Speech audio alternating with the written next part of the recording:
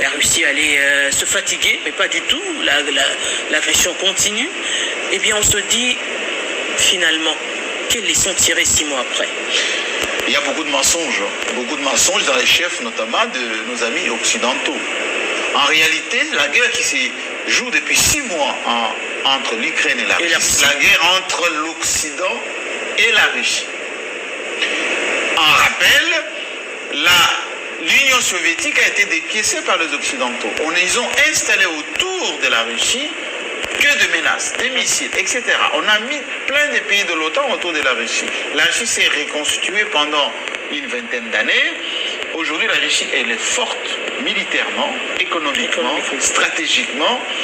Et la guerre qui est faite aujourd'hui à la Russie, vous regardez les militaires qu'on installe là-bas comme conseillers, les armes, l'argent, les espions, etc. Tout ceci est concentré en Ukraine contre la Russie. Mais malgré tout ceci, la situation a complètement changé parce que la Russie contrôle aujourd'hui presque 25% des territoires ukrainiens. La Russie aujourd'hui sur le plan économique a dépiécé, pour ne pas dire affaibli l'Union européenne. Il y a la crise qui est profonde. Il suffit d'écouter Macron aujourd'hui, le premier conseil des ministres. Il a parlé de la fin de l'abondance occidentale, la fin de l'insouciance occidentale, le changement de ton.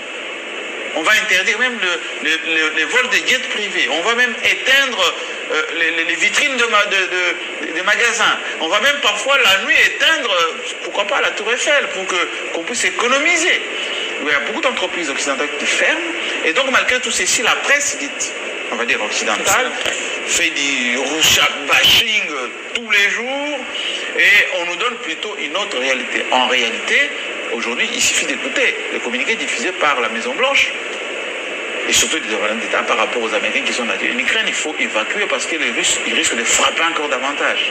Les Russes sont de plus en plus forts. Ils sont consolidés aujourd'hui par la Chine, par d'autres alliés comme l'Iran, comme la Corée du Nord. La crainte aujourd'hui, c'est Kiev qui... Oui, Kiev, mais les Russes ne sont pas aussi vulgaires que ça. Ils ne vont pas le faire aussi brutalement et aujourd'hui même. Bien au contraire. Les Américains ont beaucoup d'informations, les Russes s'organisent autrement, c'est pour consolider ce qu'ils sont en train de faire là-bas.